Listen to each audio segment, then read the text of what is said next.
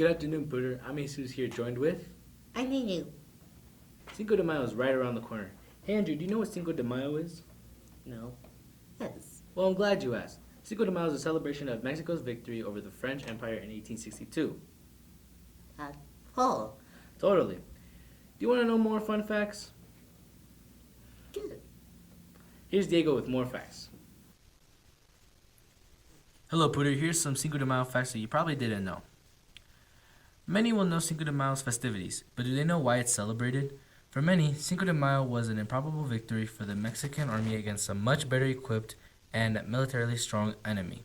That's right, we are talking about the French and Napoleon III, not the famous one, which tried to impose a monarchy alliance with France.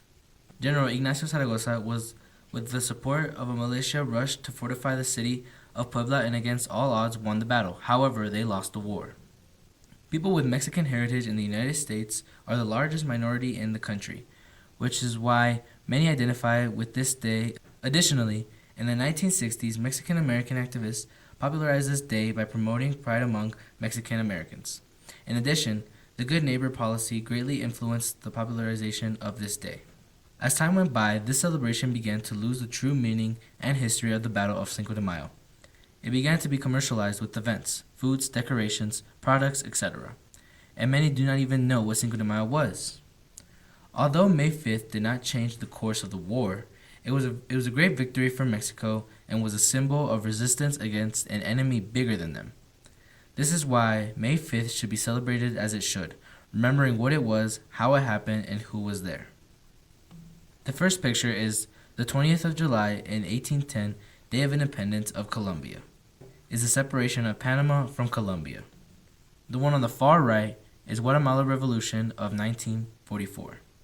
On the second row, the far left is September 15 of 1821, Day of Independence in Nicaragua. The next one is September 15, 1821, Independence Day of Costa Rica. And the last one, September 15 of 1821, Independence Day in El Salvador. Then we have July 5th, 1811, Day of Independence of Venezuela. Next we have February 5th of 1917, Day of Constitution in Mexico. August 10, 1809, First Cry for Independence of Ecuador. Next we have September 15, 1821, Day of Independence in Honduras. Then we have September 7th, 1822, Day of Independence of Brazil. And last but not least, September 18 commemorates the formation of the first national government board, which took place in 1810 in Chile. Cool. Do you like watching Star Wars movies? Yes, I do. Who's your favorite Star Wars character? Here are some of the news crew's favorite Star Wars characters. What's your favorite Star Wars character? I've never watched Star Wars. Oh my god! What's your favorite Star Wars character? Baby Yoda. Okay!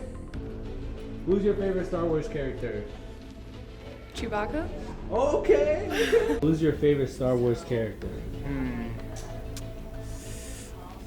The Mandalorian. I like him. Alright, Miss Mazik, who's your favorite character in Star Wars? The Ewoks, honestly, because they're cute. Yeah! Who's your favorite Star Wars character? Oh, yes! Yeah.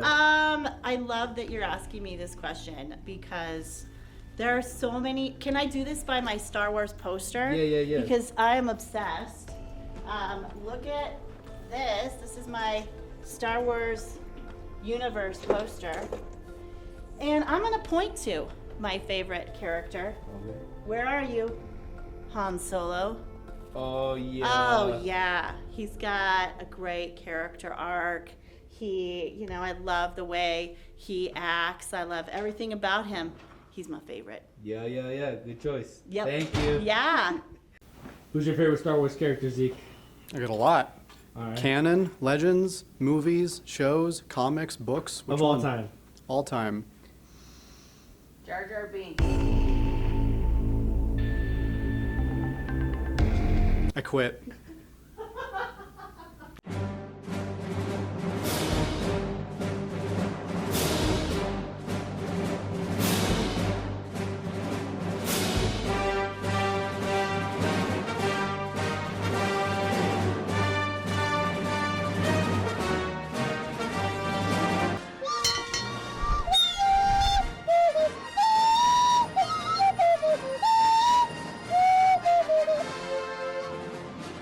but don't have anything going on next week, check out the band concert. Here's Jackson with more cool info about the music.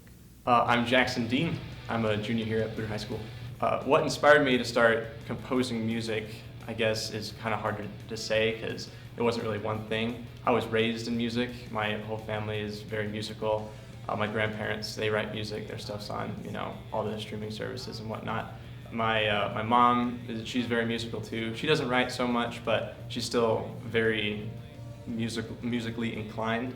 So being raised in music, I've always been, writing and always been, listening, and it's just kind of part of who I am.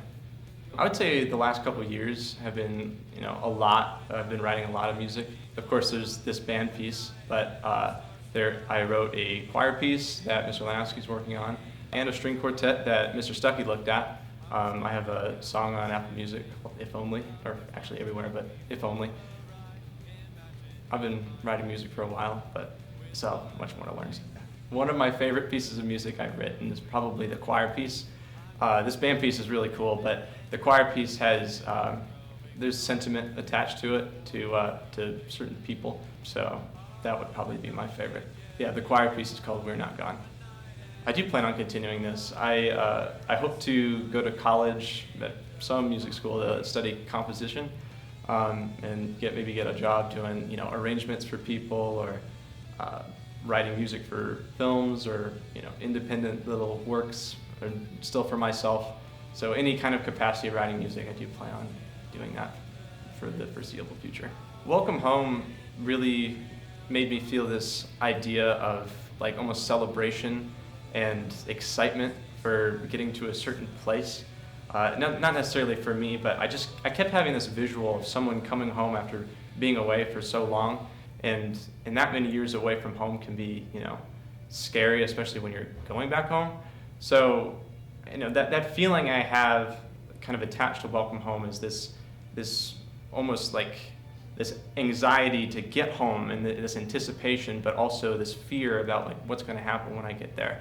But of course, the piece, it ends very, grandioso or whatever, and it's very exciting. Welcome Home will be performed by the Booter High School Wind Ensemble and the Booter High School Concert Band combined on Wednesday, May 8th at 7 p.m. Tickets are free, so come by to the Booter Auditorium. To anyone else at Booter High School who wants to start composing music, a really good start is Mr. Leonard's music theory and composition class. It's a quarter-long elective, and you learn a lot of theory, and you learn a lot of ideas that can be applied to any genre of music, not just classical music. So pop music, rock music, all that. That's all for this week. Have a great weekend, and remember, go Pooter!